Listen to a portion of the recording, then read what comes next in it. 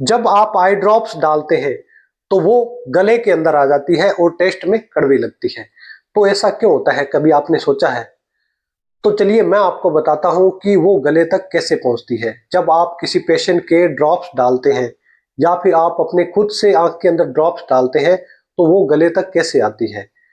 तो हमारी आंख के अंदर जो आंसू बनते हैं, तो वो आंसू क्या होते हैं, हमारी आंख के अंदर पंक्ता होते हैं, एक अपर पंक्ता और एक लोअर पंक्ता।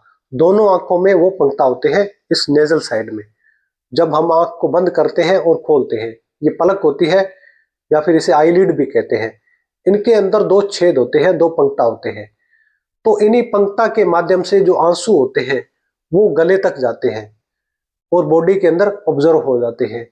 तो जब आंसू गले तक पहुंचते हैं तो उसमें हमें टेस्ट का पता नहीं चलता है, और जब ड्रॉप्स वहां तक जाती है तब हमें टेस्ट में पता चलता है कि जो ड्रॉप हमने डाली है वो गले तक पहुंच गई है।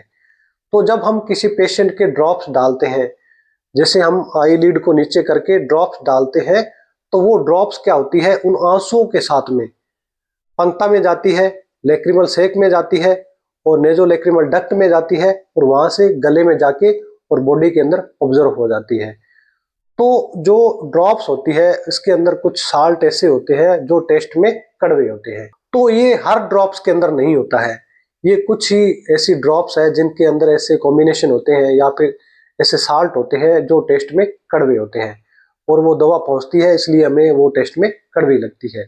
अगर आपको भी इस तरह की कोई कॉम्प्लिकेशन है, जब आप ड्रॉप्स डालते हैं तो वो गले में आ जाती है, तो आपको क्या करना है, अपनी उंगली से यहाँ से दबाना है आपको, जो ये पार्ट है यहाँ से आपको दबाना है और उसके बाद में आपने ड्रॉप्स डालनी है।